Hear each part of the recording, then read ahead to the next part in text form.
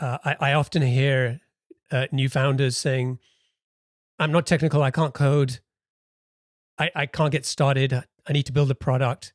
And you can code, and you spent a year doing all these other things that you just listed out instead of building the product. So I think if anything, there's a good lesson there of all the things that you should be doing to get started.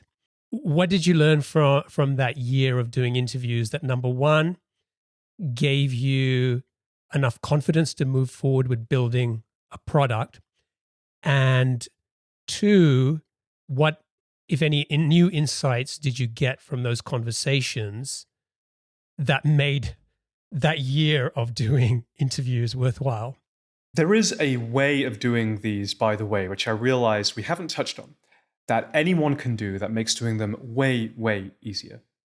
The vast majority of these were asynchronous email interviews. The way I did them was we had a landing page, and it was not great, but it had maybe a 4-sentence pitch about the product. And you could sign up on the landing page. If you signed up, you got an automated email from me. It looked like it was handwritten. There were no images, there were no backgrounds, and I had actually written it, but it was sent out automatically. And it said something along the lines of, "Thank you so much for signing up for Superhuman. I can't wait to get this product that we're building into your hands. I have 2 quick questions to help us build the best possible product. Number 1, what do you use for email today? And number 2, what do you hate about it?" Obviously, not everybody would reply, but a lot of people would, because these are the people who are so high intent that they've gone out of their way to find a janky startup's landing page and actually sign up for something.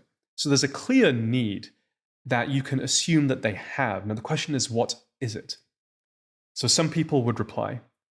And then here's the trick. You got to be really, really fast. And I used to burn this inbox down every single day. You reply back. And you essentially just keep asking why. And they'll reply, and then you reply, and they'll reply. And the little game I used to play with myself is, how long can I keep this conversation going? There was a set of things I was definitely attempting to learn.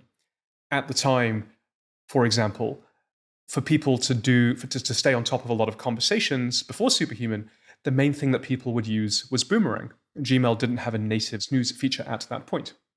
And so I would be asking things like, what is your most common snooze time? Is it 2 days or is it 3 days? How would you rank remind me if no reply versus send later? Do you use remind me if no reply or remind me regardless? Which one's more important to you? And I'd keep on asking these questions until eventually the user/potential user would run out of patience with me. And, it's like 5 or 6 emails in, but I would have learned a tremendous amount.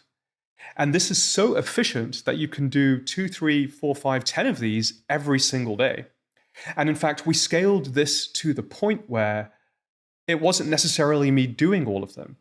My brother had joined the organization as an early founding member to help grow the company.